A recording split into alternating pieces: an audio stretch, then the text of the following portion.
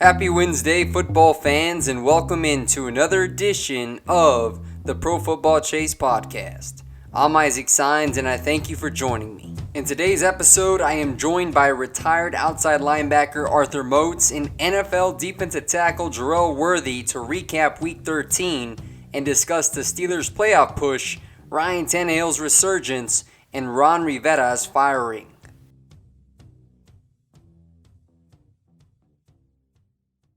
This is the Pro Football Chase Podcast, a podcast that has featured interviews with Rams wide receiver Robert Woods. To reach 1,000 yards, and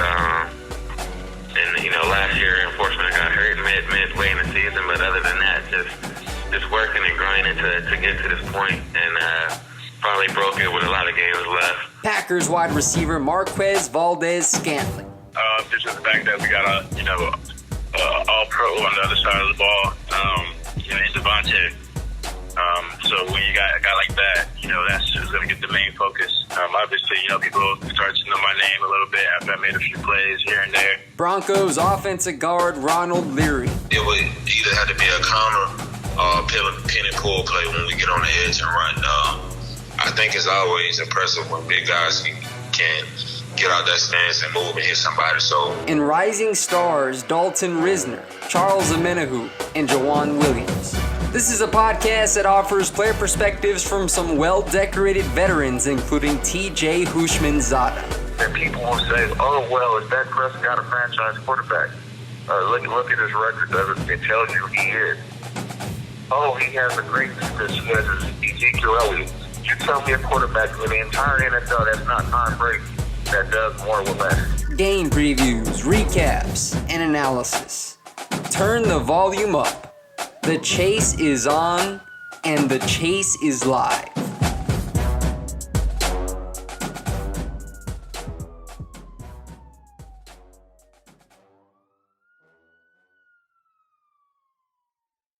Good afternoon, everybody, and welcome into the Pro Football Chase Podcast. It's Isaac David Sines on the line, and joining me today for a special podcast is NFL vet retired outside linebacker Arthur Moats and NFL defensive tackle Jerel Worthy. So it is a three-person podcast today.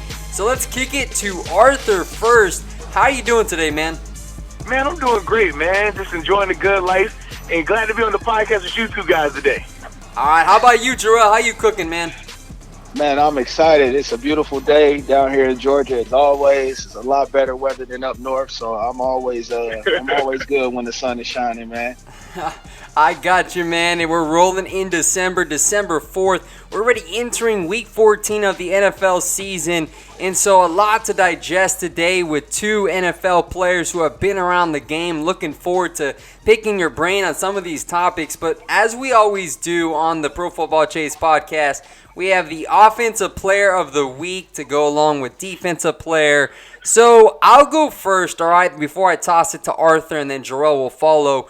Offensive Player of Week 13. So to kind of put a bow on last week, I got to give it to Ryan Fitzpatrick. I know, Jerel, he's your boy. Fitz Magic, he completely went out. He pulled the upset against the Philadelphia Eagles, 37-31. We're talking 365 yards, 3 touchdowns, 69.2 completion percentage. He threw a pick on his first pass, but he was flawless from that point on. So, Arthur, I'll now turn it to you. Who was your standout player on offense? See, you must have been in my notes, man, because I definitely had my guy Ryan Fitzmagic.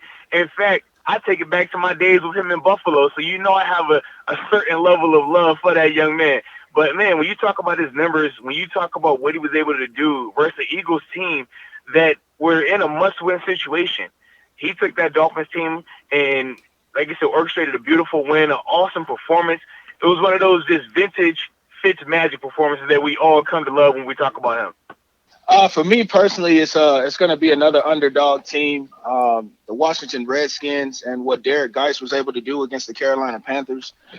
10 carries, 29 yards, 2 touchdowns. Overall, the Washington Redskins had over 200 yards rushing against a team that desperately needed a win, resulting in the firing of their head coach. And so I tip my hat to the offensive line of the Washington Redskins and Derek Geis for coming out there and putting on a hell of a display.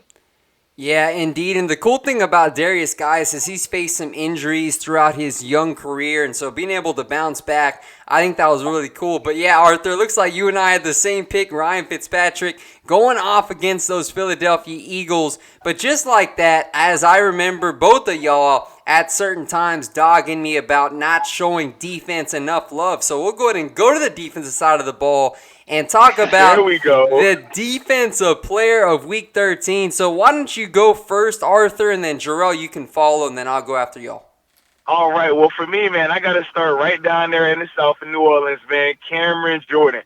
We saw the performance he put on Thanksgiving, prime time, 6 tackles, 4 sacks.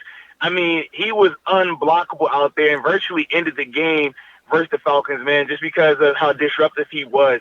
And the thing that I loved about his performance was it's easier sometimes when you're the unknown guy. But when you are Cameron Jordan, when you're a Pro Bowler, All-Pro, you're going to get attention. People know what you can do. But the fact that he was still able to go out there and still have that crazy impact and do it in one of those big games for the Saints, I thought that was definitely going to be my guy for the player of the week.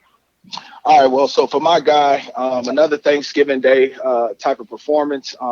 Came against your Cowboys, man. Ed Oliver having four total tackles, 2 sacks, man. Had a pass breakup, and just was constant pressure on the quarterback, man. Forced fumbles everywhere, and having an opportunity to impact the game in the trenches. When you talk about Dallas and you talk about what they bring to the table, their brute running game, the Ezekiel Elliott, the tough-nosed offensive line, and you speak about, the Buffalo Bills and the history that they've had in major games, especially, Thanksgiving, being on the big stage and having opportunities to come up short. The performance that this defense collectively put on Thanksgiving was impressive, but Ed Oliver being the rookie coming in and just seeing his transition to the quarterback was very impressive for me. Yeah, Ed Oliver was actually a contender for me to choose just because he was so dominant. Of course, watching him on Thursday, it wasn't fun for me seeing him tear up that Cowboys offensive line.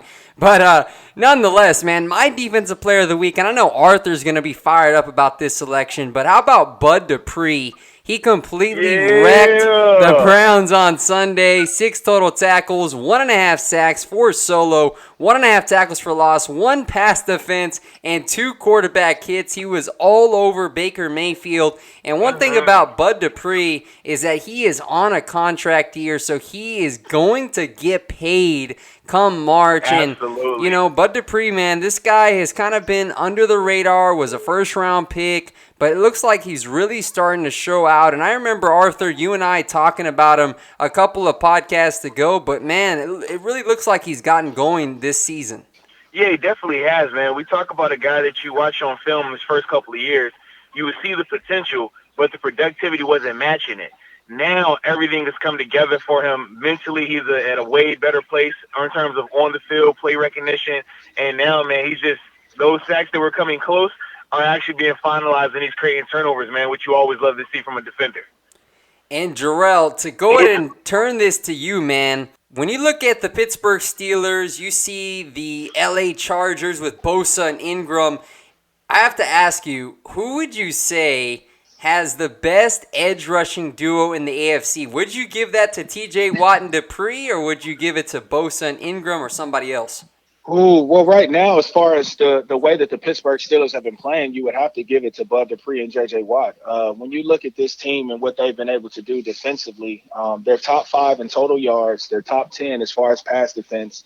And that comes off a combination of secondary, and that comes off of a combination of secondary and pressure. And what TJ Watt and Bud Dupree have been able to do on a consistent basis week in and week out, knowing that the offense doesn't have a lot of star power, knowing that you have to come into the game, keeping guys under a certain amount of points to give your team an opportunity to win the game. And their consistent pressure week in and week out is proved dividends for this football team, and having them in second place in the AFC North right behind Baltimore with a few games to go. And I like their chances. Oh, man, he hit it right on the head. And then also you talk about the turnover element as well. I mean, this is a team that started out the season, struggling in that department. And now I believe they're leading the league in turnovers, man. Just when you think about that element of the game and how understanding when you talk about an offense that has struggled this season, when you lose with your first round, your franchise quarterback, and then you lose the backup to him. I mean, it's just been masterful and beauty. It's just straight beautiful in terms of what those guys have been able to do, and it's been starting with those pass rushers.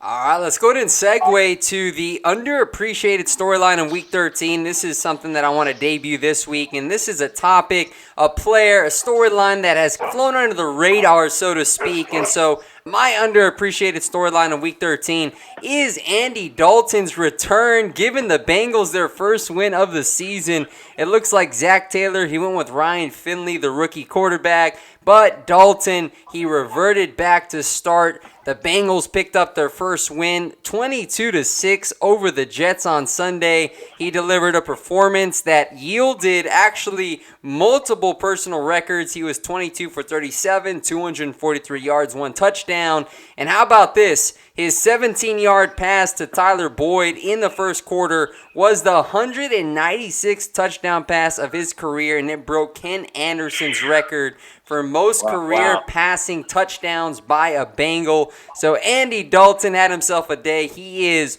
my underappreciated storyline of week number 13. Man, I think another thing to touch on with that storyline, it's difficult to go from being the franchise quarterback to being benched for a couple of weeks and then having your number called back. He could have easily, shut it down and said, it's over. I'm not going to go out here and put that work in. But to see him come back and have a performance the way he did, you definitely got to take the cap to him for that. Just to piggyback off that real quick, Isaac, man. I mean, to have a team that hasn't won in over 350 days, like, just think about, how gruesome an NFL season is, and to understand the amount of work and effort that it takes to just get one win every week, but just to not win in almost a year span.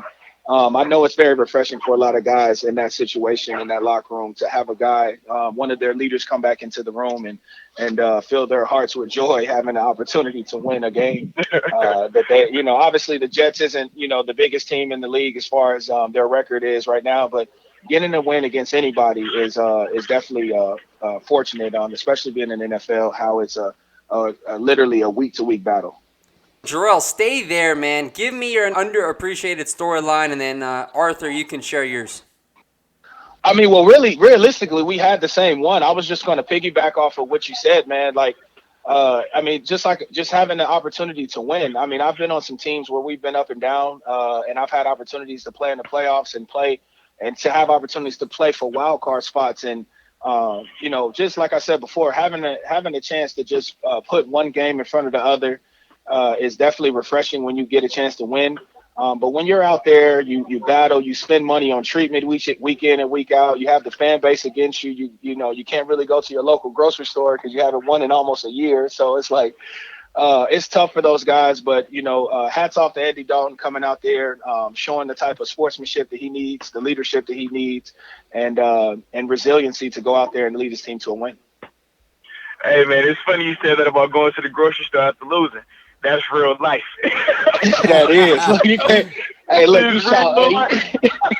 you shop in the middle of the night, man. I'm telling you, after a loss, man, you might go to Walmart 1-2 in the morning. Like, man, it's the only time I can shop right now. Hey, no question, no question. That is funny, man.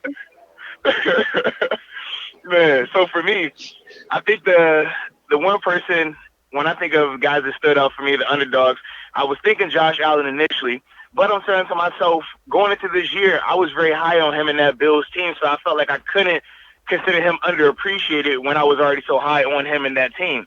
But the person that I think takes the cake for me is Devlin Duck Hodges, the essentially fourth quarterback for the Steelers this year. They started out with Big Ben Roethlisberger. He gets hurt. They had Mason Rudolph and Josh Dobbs. They traded Dobbs away, and literally Duck was going to be a cap on that they had released and signed him back off the street. But the fact that he came in a must-win game versus the Cleveland Browns, the team that for the first time in, I think it was 10 years, were favored on the road at Heinz Field. That never happens versus the Steelers. But the fact that Duck comes in there in that game versus the defense, versus a team that's hungry to win, supposedly has the upper hand and comes in and provides the spark that offense needs 14 and 21, 212 passing yards, 1 touchdown. He had an interception. It looked like it was a miscommunication between him and the receiver. But ultimately, man, this guy was taking shots downfield. He had a 44-yard bomb. And he just gave that offense life that they hadn't seen in weeks. So for me, man, I definitely have to go with Duck. Duck Hodges, how about it? That guy's had himself a nice season, 2-0 as a starter for the Pittsburgh Steelers after replacing Mason Rudolph, who struggled, and we all saw that hoopla with the Browns and Steelers a couple of weeks ago, and everything that happened there. We're going to talk more about those Steelers as we move to Fact Fiction. I love this segment because we get to kind of see each other's views, and so let's get right into it, all right? The big news on Tuesday was Ron Rivera getting fired by the Carolina Panthers after a long 9-year run. And as I do every single week, I like to explain it for the new listeners, but I'll go ahead and read a statement out, and we'll each decide whether it is a fact or fiction, and we'll go ahead and give our backup point to it as well. So here's the statement, and then I'll toss it to both of y'all to see what you all think. But statement is, the Panthers made the right decision to fire Ron Rivera during the season. Is it fact or fiction? Let's go ahead and turn to Arthur first. Man, I think that is fiction. I don't think it was the right decision. I think that when you have a coach like Ron Rivera, who's been, Coach of the Year, I think it was 2 times now, and you think about the longevity that he's had with the Panthers, the success that he's been able to have, you don't just turn away from that when things start to get a little rough. You have to remember, he's out there with the past 2 years, no Cam Newton, essentially. So that plays a huge role in terms of that team's development and that team's success. I think a lot of times organizations, they get a little uneasy when things get rocky. And I think sometimes they want to make that knee-jerk reaction. I really think that that's what this situation is right here. But I hope it doesn't turn into a situation like with the Chicago Bears when they got rid of Lovie Smith. And remember how long it took them to get back to being respectable. So in that situation, this could turn into that in my eyes. Yeah, I would have to agree. I think, when you have a coach in Ron Rivera with that type of continuity, that type of clout that he brings to the table, being a coach there 9 years, having a Super Bowl appearance, being Coach of the Year, you have to honor him and respect him. That understand that he knows how to find a way to right the ship. They've had a lot of turnover in their team. They've lost their defensive coordinator, Sean McDermott. They were top in the league when they had the opportunity to have him calling the plays defensively. Now he's over at the Buffalo Bills, and you see the type of success that they're having. You lose, you're exchanging offensive coordinators season in and season out, and you still haven't surrounded Cam Newton with the type of personnel on the outside to be able to win in those one-on-one type of situations.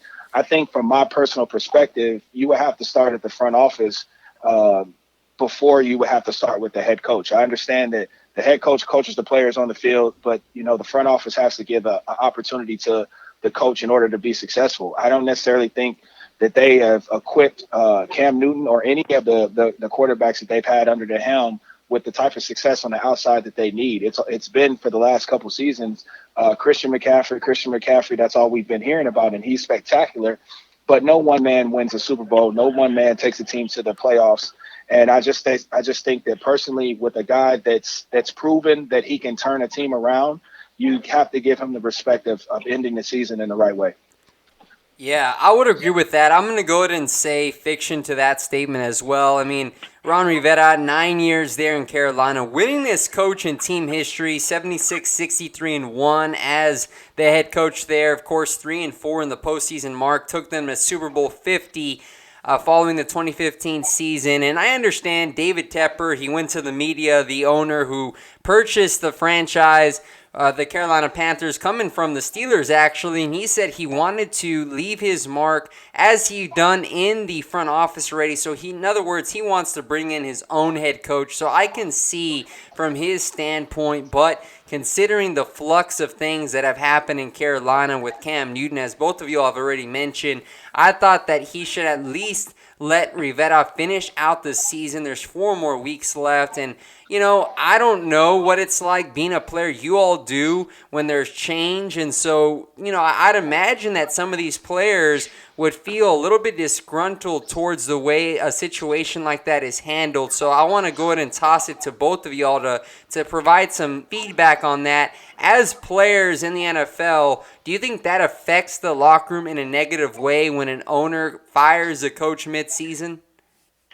Yeah, I know for me, I think it definitely does.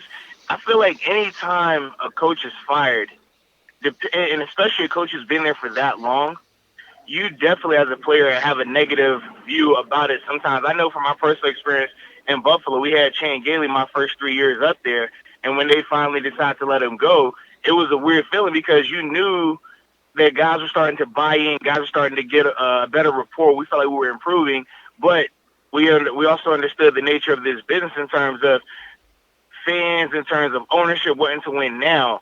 And I remember us being very frustrated when they made the switch to Doug Marrone because then it felt like we had to start over in terms of building again. We had to start over in terms of philosophy. We had to start over in terms of everything. And a lot of times that's just in an off season when you switch it. So when you're doing the season, it essentially lets you know as a team that you've punted on the season. You don't care about the results the rest of the year. So in that regard, it definitely, I feel like we're rubbing people the wrong way. Yeah, I would agree with you. I went through a situation in Buffalo too. We didn't have a guy that was fired in Rex Ryan during the year, but we knew that the change was coming at the end of the year. And I think for our perspective as players, we understood that things happen as far as a business, but we wanted to make sure that we went out in our own type of way. So, players had opportunities to, engage in conversation with coaches that you weren't really going to necessarily see next year because of the results of the season. And you had an opportunity to basically, build a better friendship, moving forward. But I do understand that, change has to happen. There's a business. But if you look at all the teams that, they always get surrounded with a lot of media coverage. They always get surrounded with these big headlines, i.e. the New England Patriots, the Seattle Seahawks, the Pittsburgh Steelers, teams that always get surrounded with the major headlines as far as continuity within their organization. But you can see that the ownership being in place and having a guy at the head of the table that knows how to be patient and knows how to stay calm through tough times, you can see that they eventually come out on the right side of it, man. And when you have ownership ready to change things so aggressively, Tepper's a hedge fund investor. He's a guy that, that typically puts his money into places and has a certain timetable on when he's going to receive the results of that. And football it's a totally different game than investing in investing. And so at the end of the day, things take time, man. In order to appreciate things, you have to go through the tough times. And I just don't think that the Panthers were willing to go through that with Ron Rivera as you would see Pittsburgh going through with like Mike Tomlin, because Mike Tomlin at the end of the day, he's coaching his ass off, and I think that we still have to have an opportunity to talk about that as opposed to Ron Rivera getting the boot after experiencing some shaky water over the last couple seasons. That is really well put from both of you on. So this is why I like having both of you on. You bring that player perspective, and Ron Rivera deserved a little bit more leeway considering the resume that he's put together. And so it's going to be interesting to see where Tepper turns this head coaching search. He said he wanted to get rid of Rivera now so that way he can start searching for head coaching candidates, doing some groundwork on that. So we'll see how as that story develops over time. But let's go ahead and go to the next statement, and this has to do with the Pittsburgh Steelers and the job that Mike Tomlin has done. So Jerel just talking a little bit about him right there. But here's the statement we'll discuss. Steelers head coach Mike Tomlin deserves strong consideration for Coach of the Year. So Arthur, being a former Steeler, I am interested to hear your take on this. Yeah, man, for me, this is easy. I feel like he definitely deserves it, and I think that he should be the front runner for it. I understand that people would say, they would say Harbaugh because of the success that he's having in Baltimore, but I feel like sometimes when you have the best player in the league, in which I think Lamar Jackson will be the MVP, it takes away from you potentially having the Coach of the Year because you had that talented player. And unless they were to win out, which I I think they do have a possibility where they could do that and go 14-2, but I still think they're going to drop a game over these next couple of weeks. Now, if that's the case, I do think that Mike Tomlin has to get that reward, because when you look at the amount of turnover that he's had to endure, just this offseason, you lose arguably the best receiver in football, Antonio Brown. Then 6 quarters into the season, Ben Roethlisberger done for the year. Then from there, you initially had Sean Davis, who was your starting safety. He goes down. He's IR for the year. Stephon Tuitt, IR for the year. You had your you won games without Juju Smith-Schuster, without James Conner. I mean, the list goes on and on. And you think about the fact that you're winning games with the guy named Devlin Duck Hodges. Like, that's just crazy at this level. I mean, they're the 6th seed in the AFC wildcard race right now, AFC playoff race, and it's solely because of the job that he's done with that defense, the job that he's done in turn of keeping the organization and the players focused and motivated on the task at hand. It's been so much going on that people forget that going into the season in training camp, the wide receivers coach passed away during training camp. That's how much stuff there's been going on, but he's still been able to navigate this team and keep them in a position where they are able to win games, and they should be favored in, 2 of their last 4 games of this season. So when you think about all those different factors, I feel like it's a clear-cut decision that he should be the coach of the year. I completely forgot about the passing of their coach, and that was another big thing that they had to get through as a team. So I say fact as well. This isn't really a topic, but you got to give it to Mike Tomlin, man. You just mentioned it, Arthur. Le'Veon Bell, Juju Smith-Schuster's been dealing with injury. James Conner, Benny Snell, the rookie, has been leading their backfield the last couple of weeks and has done a very good job. And so Mike Tomlin, what he's been able to do, rallying the troops. Duck Hodges comes in. And then the whole brawl that happened with the Cleveland Browns, you see how Freddie Kitchens handled it, wearing shirts about how Pittsburgh started it right. And then you see Mike Tomlin on his end, not giving any additional attention to it. And so, man, hats off to Mike Tomlin, what he's been able to do there in Pittsburgh. So he does deserve strong consideration. And mind you, both Jerel and Arthur, if you remember correctly, when the Redskins fired Jay Gruden about 4 or 5 weeks ago, there was rumors swirling about Mike Tomlin going to Washington and about how he's going to be done in Pittsburgh, considering where that organization was at that time. But then he pulls the trigger on Minkah Fitzpatrick, the trade in which many people criticized.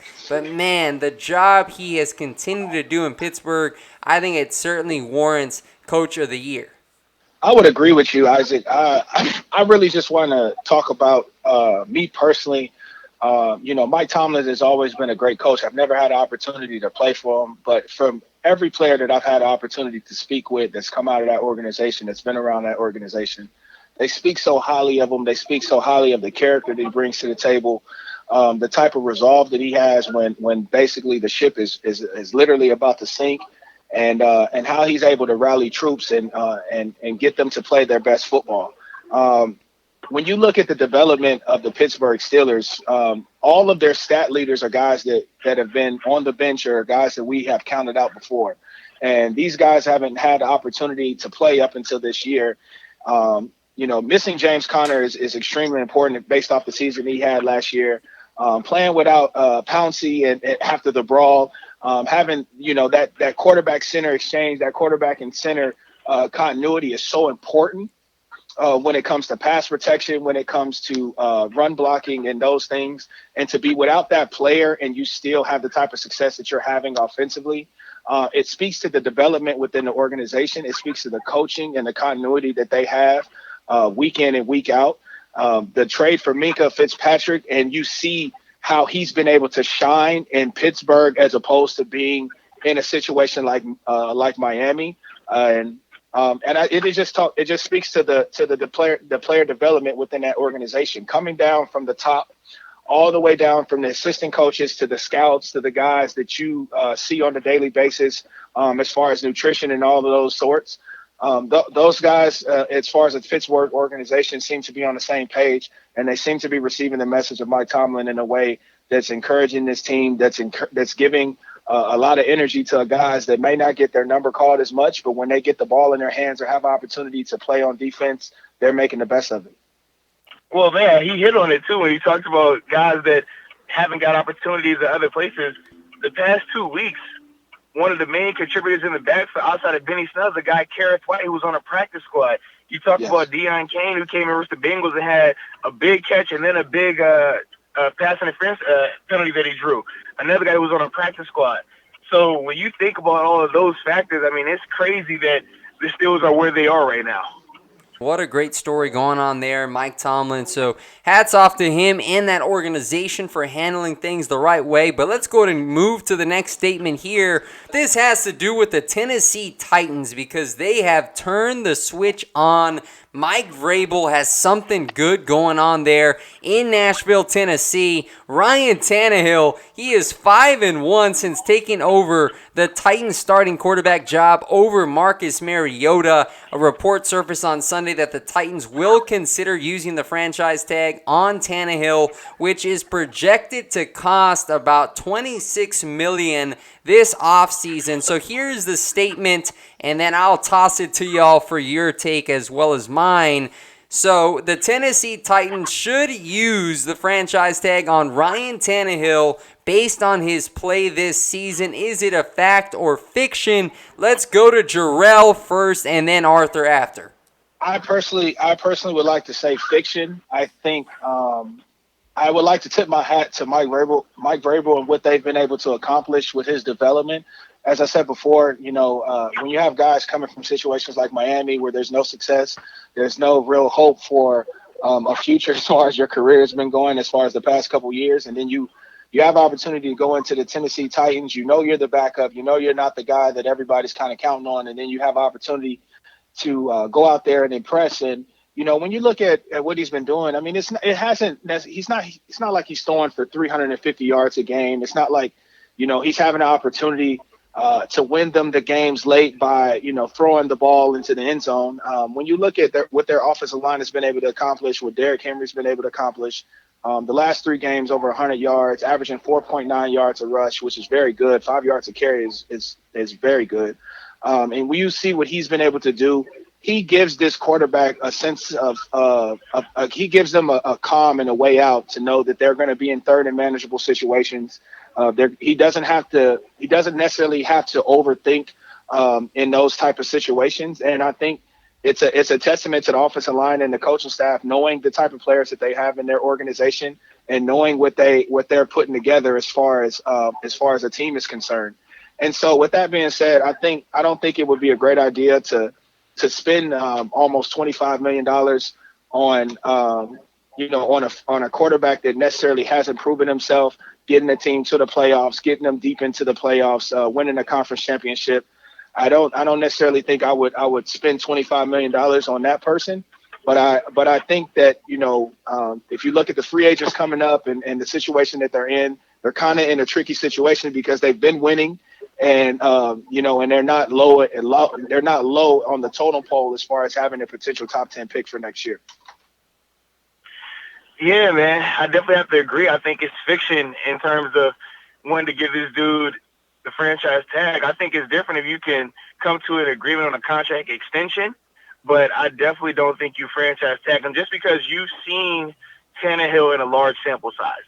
When he's the guy week in and week out, he has not been as successful. And we saw that in Miami. He would look good sometimes, and he would look really bad at other times. Coming into the situation in Tennessee, it was essentially a house money deal for him. He wasn't going to be viewed as a starter. That was Marcus Mariota. He knew that he couldn't have played any worse than what he's done, so you see him out there playing a lot more relaxed. He's getting the ball out extremely fast. But the running game is really what makes that offense go. Derrick Henry has been a man amongst boys this season when he's been healthy. Mm-hmm. Also, their defense is playing at a high level as well. You look at, obviously, what Kevin Byard's been able to do out there, and Harold Landry, the sacks that he's been able to create and stuff like that. For me, when I see Tannehill, I look at him as not the reason why they're winning. He's just a piece. He's a cog in the wheel for them. The person who makes that team go is Derrick Henry from an offensive standpoint. So, for me, I just don't see the benefit of franchise tagging Tannehill because I think it locks up too much money in a player that isn't going to be your long-term answer at quarterback.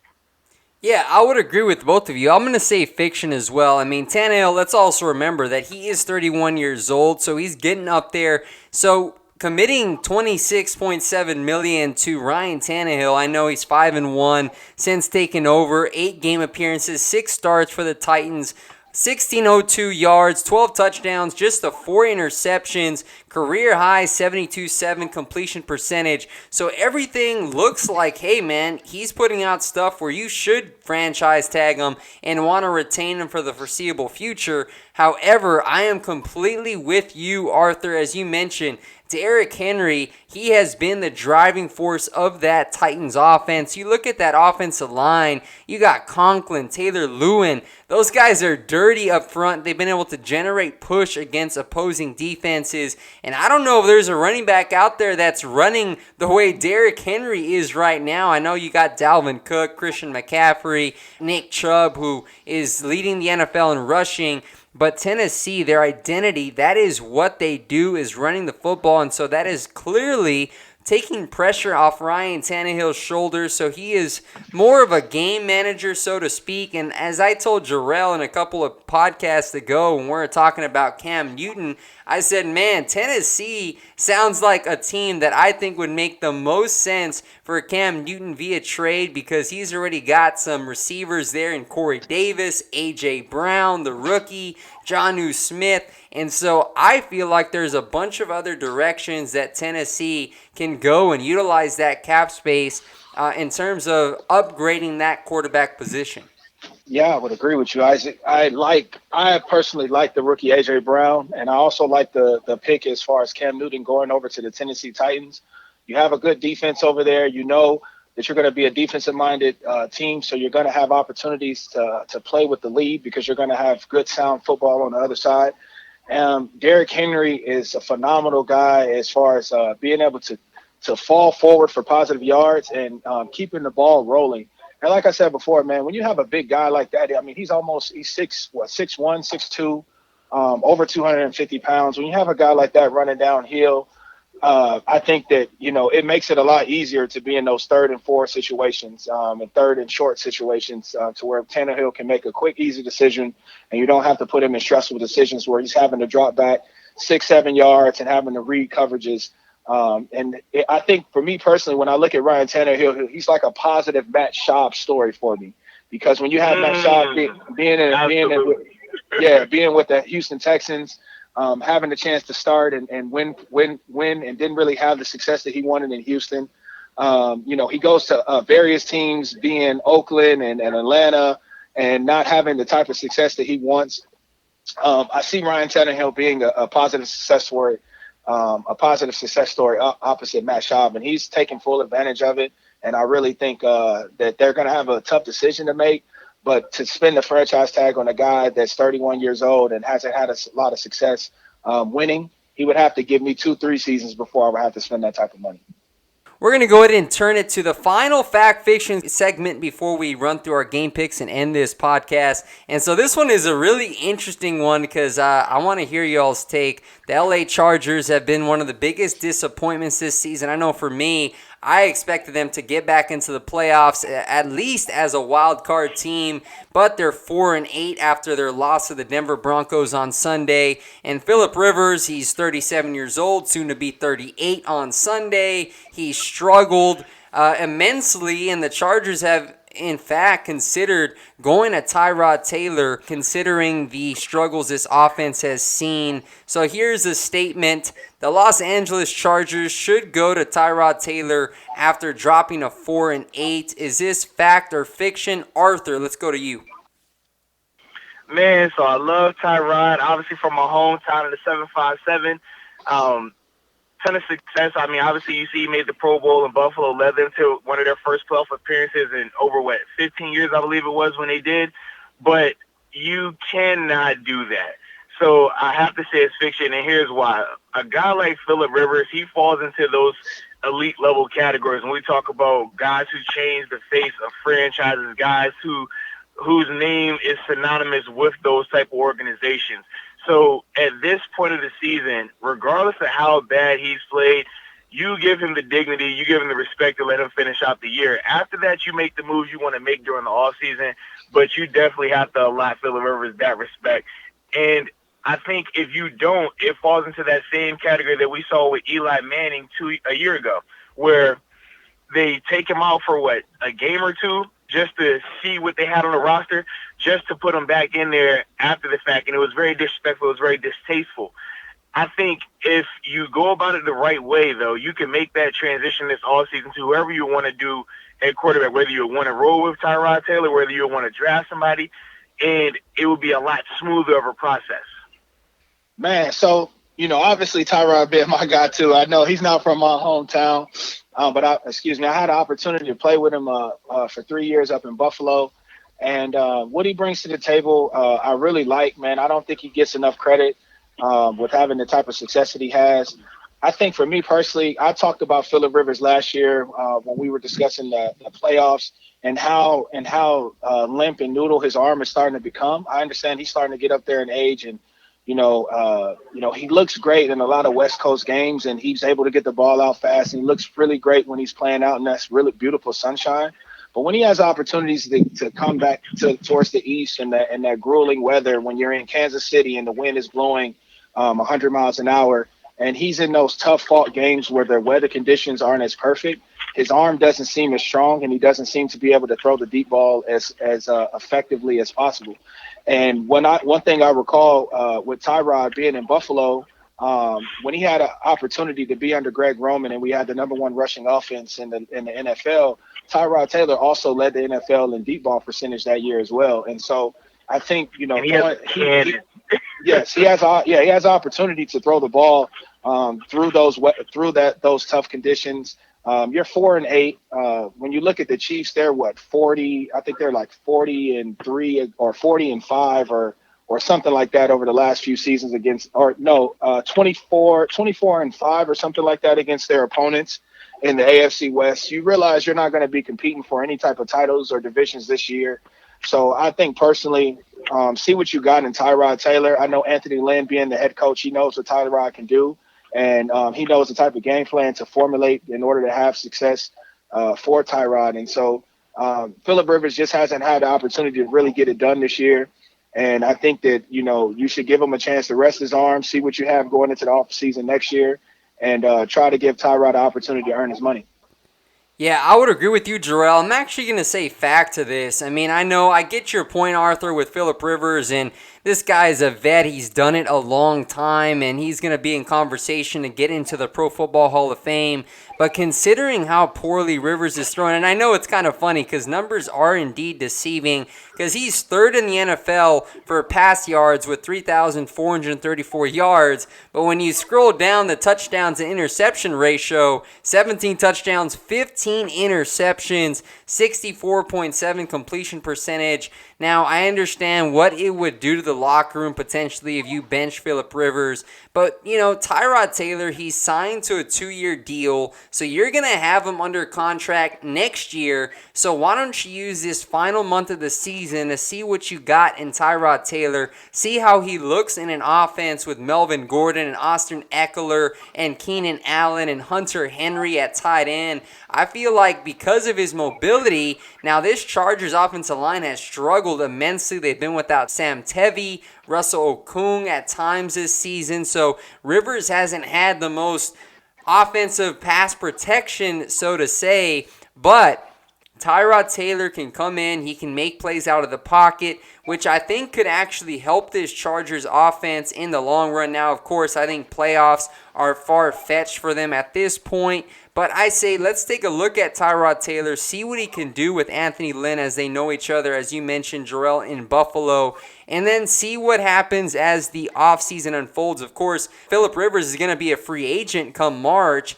and it looks like the Chargers have kind of hit the brakes a little bit on a contract extension for a quarterback that's soon to be 38 years old, so that is a complex situation. But I say fact, I say turn it to Tyrod Taylor and see what you can get out of him moving forward in this last month of the season. So, Arthur, I don't know if you had anything else to add on this. No, man, like I said, outside of the respect element, that's my biggest standpoint on it. Just because Phillip isn't a guy who came there through free agency. He's been a guy that's been there even when nobody wanted him. And you have to remember, Eli Manning was the one who initially started that train, right? In terms of, he said, I did not want to be a part of that team. He would rather sit and not play than go be drafted by them. Phillip was the guy that went there, was the guy who turned the franchise around, made them respectable, made them contenders year in and year out. So that's the only regard, because for me, if you know Tyrod's under contract for another year, you know you're still going to have him there. Phillip, you have to make the decision on whether you want to give him an extension or if you want to just let him go off into the sunset. So if you're not playing for anything right now anyways, at least show him that respect and regard. That's what I'm saying. You know, obviously, when you have a guy there that's been there through it all, you definitely want to, show him that type of continuity. You never want to pull his card when he obviously when he's going through the tough years. I think just coming from that perspective, man, I just think their offense has struggled a lot this year, and they have a lot of things to figure out offensive line wise, the running back situation, and they have to upgrade their receiving core. Obviously Keenan Allen is a guy, but they have to get better offensively, man, and they have too many questions surrounding the offseason. And so I understand that, you want to see him go out on the right note. But, Phillip is, obviously he's the biggest competitor in the world, but it's, obviously that baby making kind of caught up to him, man. His arm just hasn't seemed as strong as it seemed in years past. So, we know Phil is a guy that, he loves his wife. So maybe he got to just slow down and get his electrolytes, get all ready. Kids, we'll see how it goes. Oh man! We know Phil. Hey Arthur, you done played against Phil, man. You know how he is, bro. Like, no question, man. Oh man, he's a good guy to play against. I just put it like that, man. I love playing against Phil. So. That is a good point there from both y'all, Phillip Rivers. We'll see, man. It looks like he's going to stay the starter for the rest of the year, but it is worth discussing. But now we're going to go to the Week 14 picks, as we always do. We'll roll through these, and we'll get out of here. So let's start on Thursday night. The Dallas Cowboys, 6-6, going to the Windy City to take on the Bears, who are also 6-6. They've won 3 of their last 4. They're at home. So let's go ahead and go to Arthur. Who do you got winning this one? Hey, man, the Cowboys will get off the schneid versus teams 500 or better. I think they definitely get the win in the Windy City. I don't think that Chicago's offense has enough to do anything. And I do think that with Dak Prescott, Zeke, and obviously depending on how Amari Cooper is doing and things like that from a health standpoint, they present some challenges, and I do think that they can get the job done. Yeah, I would agree with you, man. I like the Cowboys to win by double digits as far as 2 touchdowns. I just think, with the Dallas Cowboys, they have to have a win. I think the signature win. What team to go against than a team that really can't throw the ball? And so, you have Trubisky being back there and the mistakes that he's continuing to make. Their defense is continuing to play better. But they're also 28th in rushing, and if Dallas looks at that, and they should be licking their chops to know that they can run the ball against this defense. And so, I would hope that they have opportunity to win, but I definitely have Dallas winning this one. I hope both of y'all are right. To be honest, we'll see. This Cowboys team has been a roller coaster team each week. I'm going to pick the Cowboys to win, but in a close one, 20-17. Now, I am concerned. I will say this. I think David Montgomery from the Bears, he may have some success. The Cowboys have struggled stopping the run this season, but I like Dallas to get a pivotal win there in Chicago on Thursday. Let's go to the next matchup here. Speaking of those Carolina Panthers, fired Ron Rivera, 5-7. They go to face the 3-9 Falcons on Sunday. I'll go ahead and take the Falcons to win this one, assuming that Julio Jones does play. Give me the Falcons 27-17 over the Panthers. Jerel, who do you have? Yeah, I too am taking Atlanta. I think, with a tough week, losing a big centerpiece to your program, even though you're going through the ups and downs, he was a guy that you can look forward to seeing every day when you walk in the building. And I just think when that voice is gone, Obviously the young guys are not going to understand it, but the guys that have been around and been through the fire with that guy, they're going to know that it's going to be different when you go to practice, and the message is going to be different this week. So I'm going to take Atlanta as well. I'm going to take them in a score of 28 to 13, and hopefully they make me right. Yeah, man, I got to agree with you guys as well. And less about the Panthers firing Ron Rivera. I mean, I understand that that's going to be significant, but if you watch the Falcons over the past couple of weeks, they've looked extremely good. I mean, in terms of how productive they've been, their defense has been playing a lot better. They legit could have won that game on Thursday night versus New Orleans Saints, and now they have them winning 3 games in a row. They have hit a nice stride right now, and I think that they can overwhelm this Carolina Panthers team. So for me, I got to pick a score. I would say 24-10. Now this game right here is going to be a dandy. The 10-2 Ravens going to take on the Bills, 9-3 on Sunday. I have no idea why this is a 1 p.m. Eastern time start. Let's get this NFL to flex it to prime time because it's going to be a good one to watch, man. I cannot wait. So we got 2 former Bills here. So let's go ahead and go with Arthur and then Jerel. So who are y'all taking in this big-time game? Man, so the Bills have a tough 3-game stretch. When you think about them having to deal with the Ravens, the Steelers, and then the Patriots, I think this is the one of those 3 that they drop. I think that they end up losing this one. Baltimore has been playing at just an insane pace, an insane level of continuity and just overall sharpness. I think Lamar Jackson definitely presents some challenges, and obviously that Ravens defense has been playing at a high level. I think that the Ravens get the job done. I think it's going to be close. I have it at 20-17, game-winning field goal by Justin Tucker, but I do think in the next coming weeks, the Bills go ahead and get 2 big wins versus the Pittsburgh Steelers and versus the New England Patriots. Wow, man, it's crazy that we all on this podcast together because, like, we definitely think alike, man. Because I personally wanted to go with the Bills. I did in my heart, because I just know what they bring to the table. Their defense travels. It's going to be very tough. Obviously playing on the road, being in that stadium, Bills Mafia. But this is my deciding factor.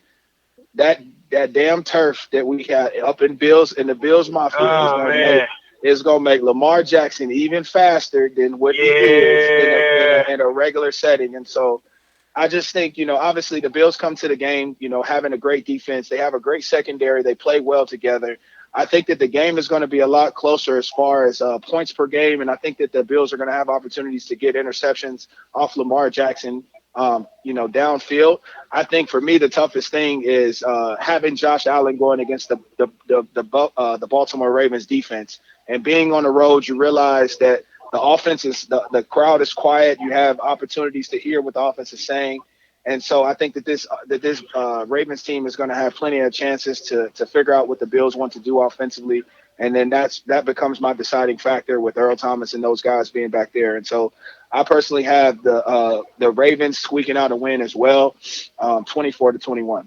Not so fast, as Lee Corso says on College Game Day.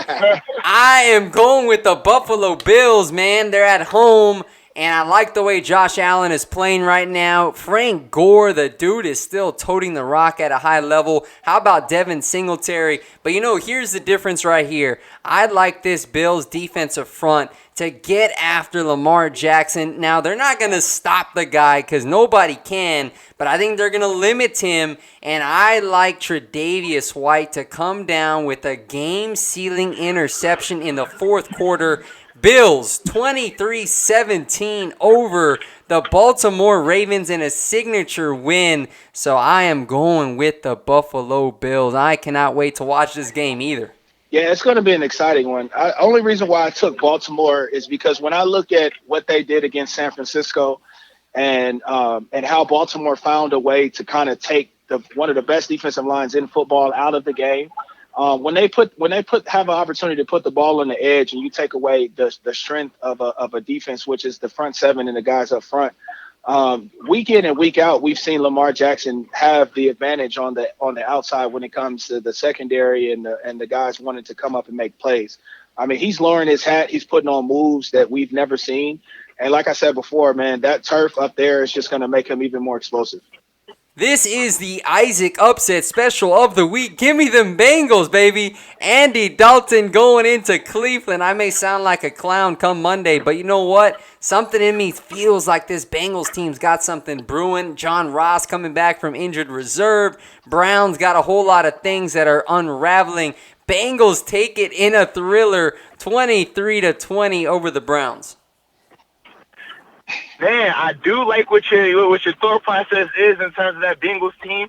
Obviously, with Dalton coming back, they're a lot more dynamic at the offensive position. John Ross definitely provides a deep threat.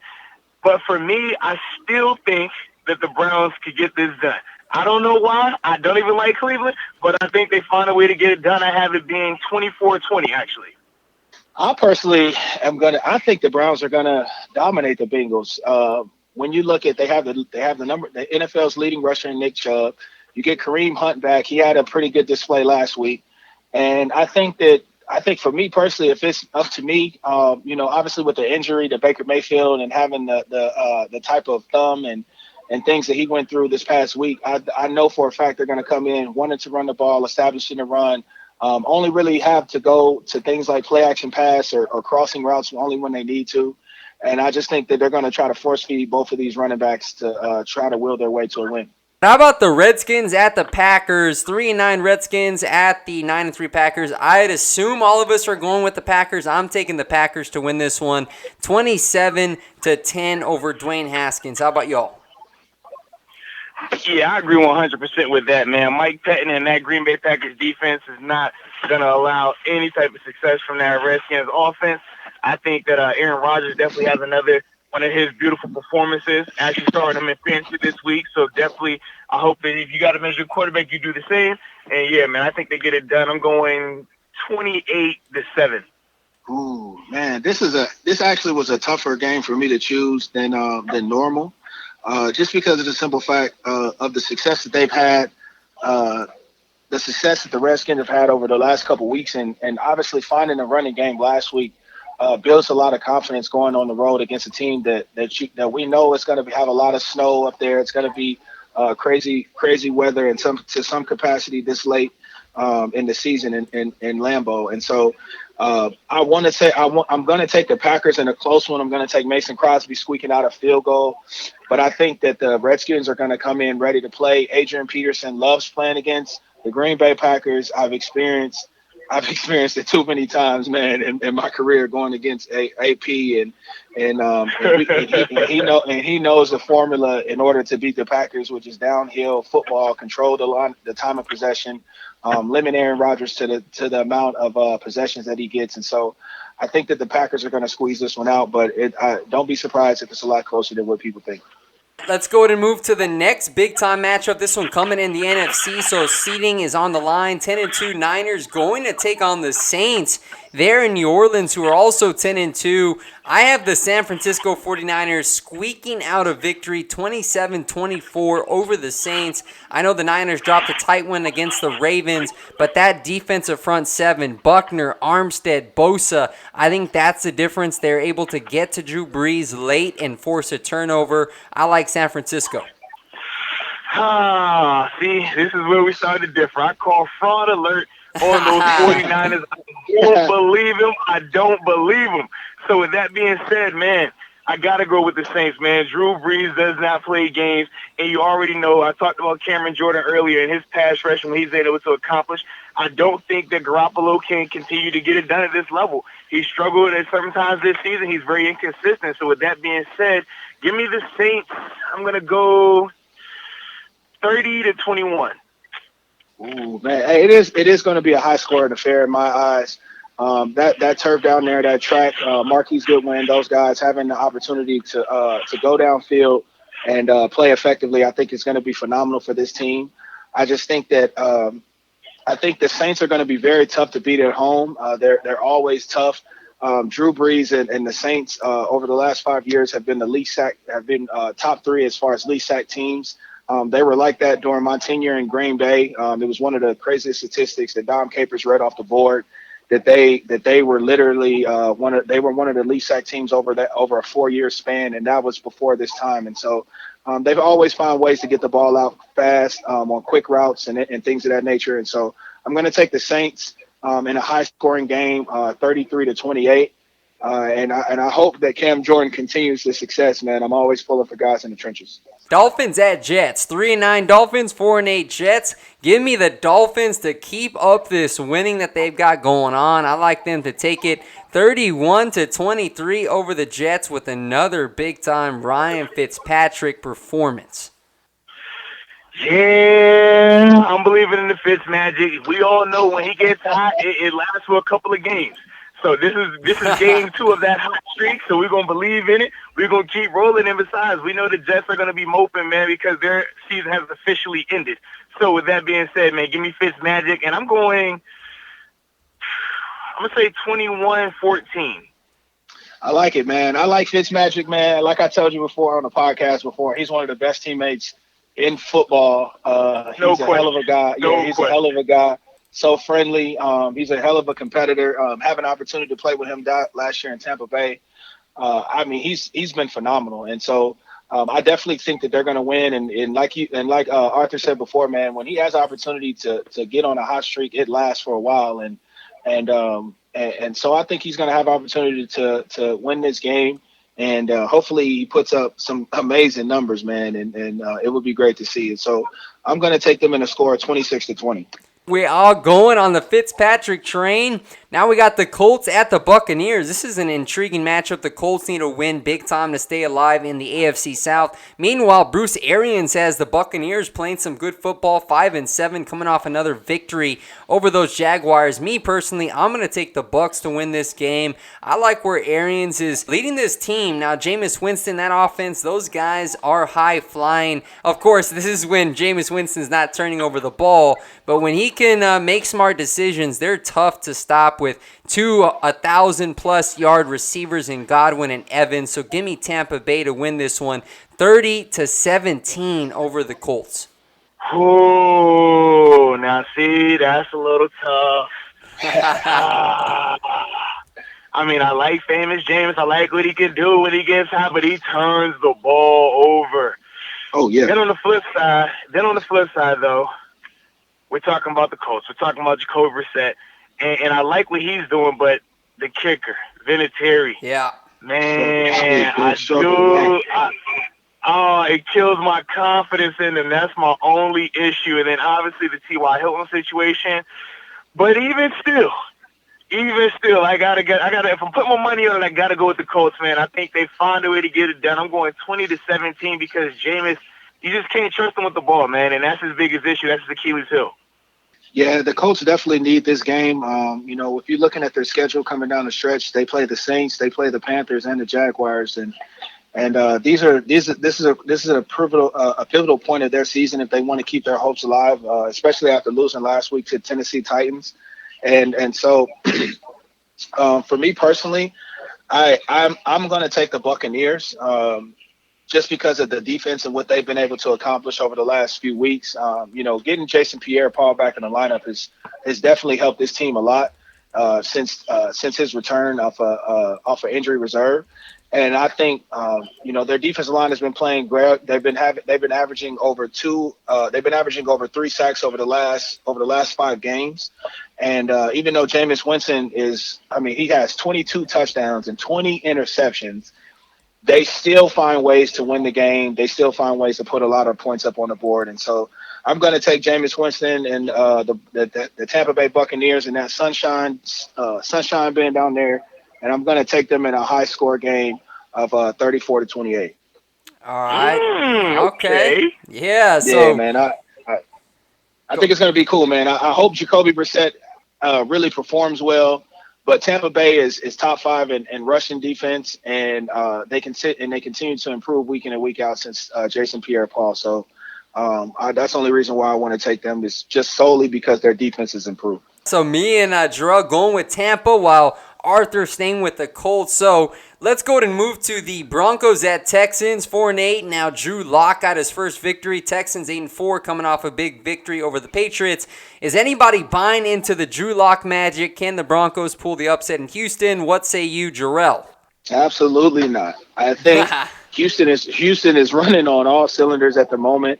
When you get a big win against a team like the Patriots, and you have opportunity to build some continuity off of that, you go into the week. Your moves are that much smoother. The protecting and the calls are that much louder when you have opportunity to beat an opponent like New England. And so I don't necessarily see them coming in and winning the game against Houston. And so I have Houston winning in a score of 28-14. Okay. So for me, man, I'm agreeing 100%. The Texans got to get that job done. They're hot right now. They're coming off the big win versus the Patriots. I don't think this is even close. I got them winning 30-14. Yeah, I'm with you. Yeah, I got the Houston Texans winning 26-16. Too much Deshaun Watson. That defense from Houston playing good as well. Next game, Chargers at the Jaguars. Both teams 4-8. Now, Gardner Minshew is the starter, so Nick Foles, the $88 million man, to the bench. Give me the Jags to win, and Minshew in a start where he goes out and he plays well. 20-13, Jags over the Chargers. Yeah, man, I like that as well, man. I think the Jags definitely get the job done. We talked about how Phillip Rivers and that Chargers offense has been struggling. So with that being said, man, I like the Jags. Give me them. I'm thinking 17-10, though. 17-10 Jags. Yeah, I like that pick as well, man. Phillip Rivers hasn't really looked good at all this year. 15 interceptions, 17 touchdowns. Gardner Minshew, for some reason, gives this team a lot of life, and I just think that they're gonna find a way to be excited about this matchup coming up against the Chargers, and so I personally have the Jaguars winning in a score of 21-17. I hope to see Tyrod get an opportunity to play in this game, because it's going to actually increase the popularity of this game, because you have two scrambling quarterbacks that are able to make plays down the field. And so I think it would be great to see an opportunity for Tyrod to go out and play in the Sunshine State, man. So we'll see. Titans at Raiders. Give me the Titans to win this one, but close, 21-17. They're at the black hole, but I think Derrick Henry's too much for Oakland's leaky defense. So I like the Titans to roll again to 8-5. Yeah, I definitely agree with that, man. I think the Titans definitely get it done. We know Oakland has struggled. They've been very inconsistent. So with that being the case, I'm going Titans. I'm going 24-10. Man, this was a tough game to choose too.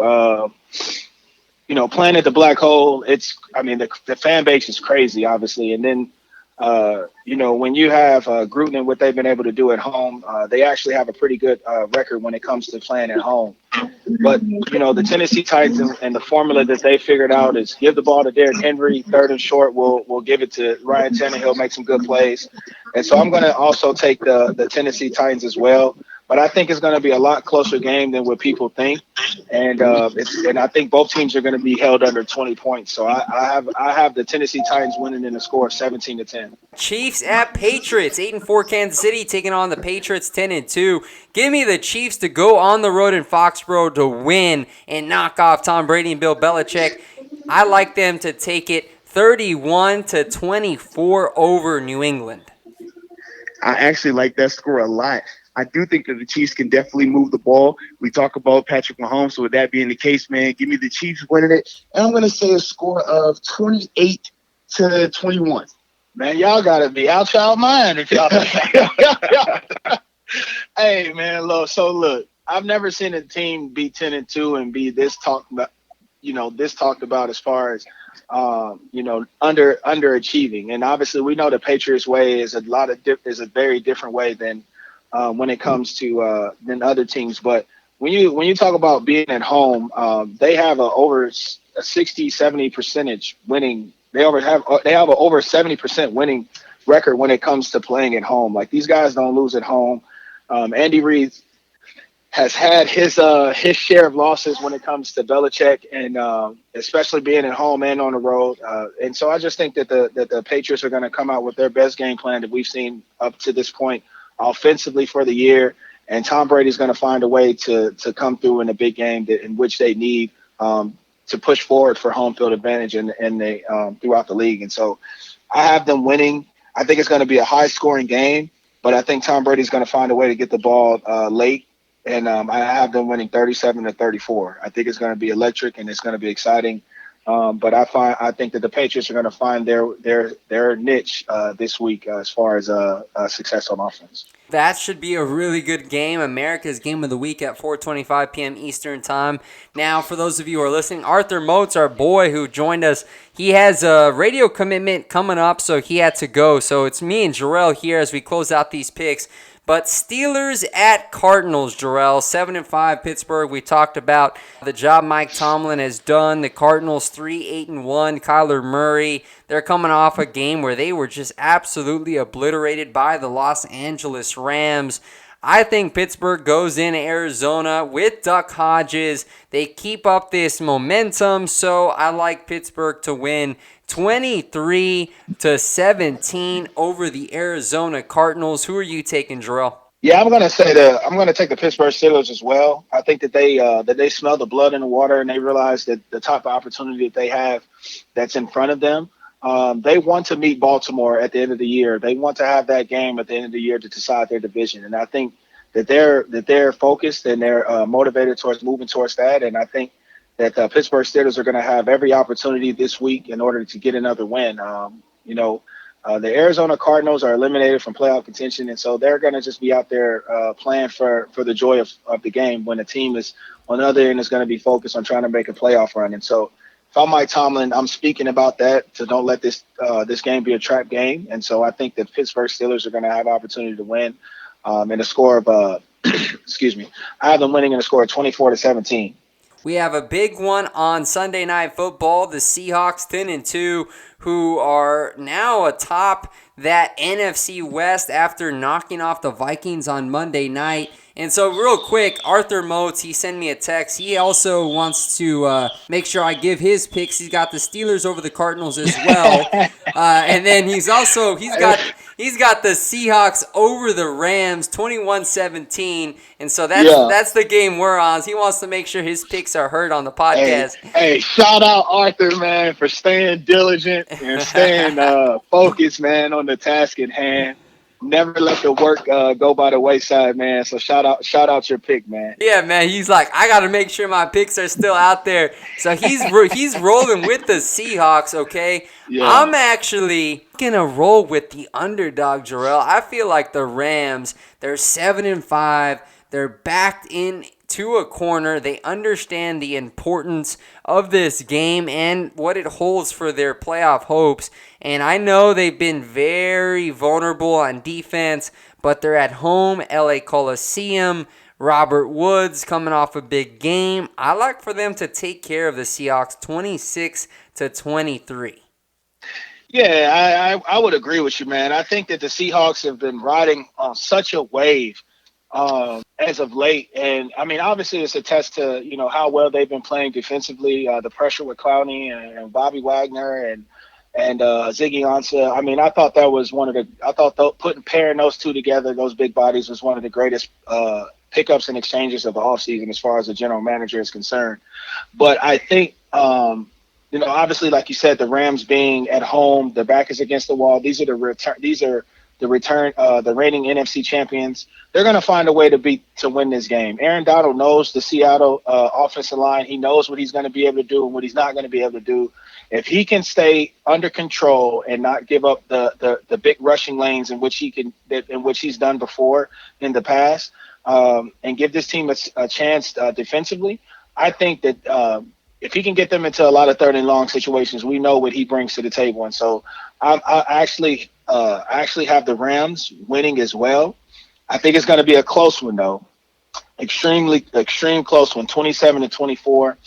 They've always had an opportunity to win, and playing in the night game out there in the LA Coliseum, all the stars are going to be out. All the superstars will be there. You see YG, Snoop Dogg, all those guys. And so I think the Rams are going to be amped up and excited.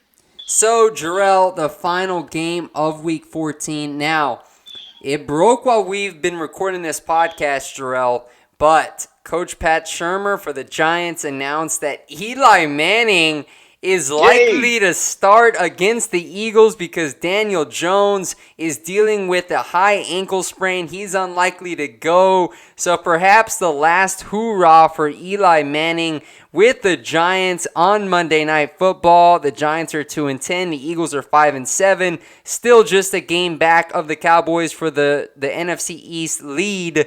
Who are you going to take now that you know that Eli Manning is under center? Man, if I have to talk about this division, I mean, it literally seems like no one wants to win this division. Like, I mean, the Redskins, they might as well go ahead and try to run the table. Like, but it's just like, it's so funny to watch these teams compete because there's been so much media coverage swirling this entire division, this whole season, where there's Dwayne Haskins, Eli Manning, Daniel Jones, Carson Wentz, Dak Prescott. All the quarterbacks have been on display all year as far as having negativity in their corner. And so I personally, if I'm the defensive line of the Philadelphia Eagles, you have a guy that hasn't played all year. All he's been getting is the practice reps where guys have been kind of essentially flying around his face. And if you're on the defensive end of the New York Giants, you're not coming anywhere close to Eli Manning. And so I'm licking my chops to see a guy that's been on the bench all year and wants to come out and have an opportunity to play. We're at home, and it's a big game. And so I'm going to take the Philadelphia Eagles in a landslide, 31-10. I'm going to take the Eagles still. I know Eli Manning's back, so they may have a little bit more success to the air, but the Eagles, the front seven, as you just said, Jerel, they'll get after the immobile Eli Manning. 23-13, I have the Eagles taking care of business at the Link on Monday night. Now, I did miss one game, and by the way, Arthur wanted me to share his pick for this game. He's got the Eagles over the Giants, 20-13. But the game that we missed, Jerel, and it's because I got caught up with that Niners-Saints matchup, but the 3-8-1 Lions taking on those 8-4 Vikings. This is a 1 p.m. Eastern time game. I have the Vikings big, 34-13 over the Lions, and I think Minnesota, they're going to come out playing angry considering how the game against the Seahawks ended. And as for Arthur, he's got the Vikes winning 28-14 over the Lions. Who do you have taking this one? Yeah, the Vikings as well in double digits, 30-13. I just think that the Vikings are going to come out angry, as you said before. It's very tough to win up in Seattle. For some strange reason, man, I don't know why, when they play on big games, big nights, and they have a chance to have the whole entire world watching, for some strange reason, yeah, the winning percentage is always going in their favor. They always have opportunity to come out on top, man. I know being in Buffalo, we had an opportunity to win the game up there late. It was some missed calls, and we ended up losing the game late. The fail Mary being up there, the onside kick being up there, like having I've had my share of losses up in Seattle. It's an amazing place to play, and